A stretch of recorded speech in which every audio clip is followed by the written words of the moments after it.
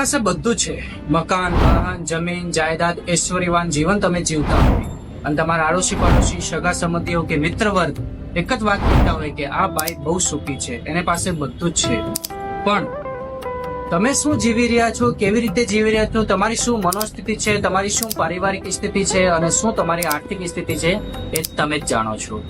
અને તમે અંદરથી બહુ બધી આ બધી વસ્તુઓને લઈને પીડાતા હોય છે. તો કુંડલીમાં એવા કયા યોગ હોય કે તમને બધી રીતે સારી રીતે બધા સુખો મળવા હોવા છતાં પણ તમારી સ્થિતિ સારી નહીં હોય. તો કુંડલીમાં પહેલું સ્થાન જે લગ્ન સ્થાન કહેવાય, જે પહેલું સ્થાન કહેવાય, એનો માલિક 12મા સ્થાનમાં બેઠેલો હોય અને તમારું ભાગ્ય સ્થાનનો માલિક તમારી કુંડલીમાં 8મ સ્થાનમાં બેઠેલો હોય, ત્યારે આ યોગો એવા બની જાય છે કુંડલીમાં કે જેને લીધે બધું હોવા છતાં પણ તમારા જીવનમાં આ બધી વસ્તુઓની કમી હોય છે. નહીં તો તમે સારી રીતે જીવન જીવતા હોય છે, નહીં તમારી મનોસ્થિતિ સારી હોય છે, ન તમારી પારિવારિક એટલે કે પર્સનલ લાઈફ સારી હોય છે. તો તમે પણ જાણો, તમારા કુંડલીનું વિશ્લેષણ કરાવો અને સારામાં સારા ઉપાય મેળવો અને સારામાં સારું માર્ગદર્શન મેળવો.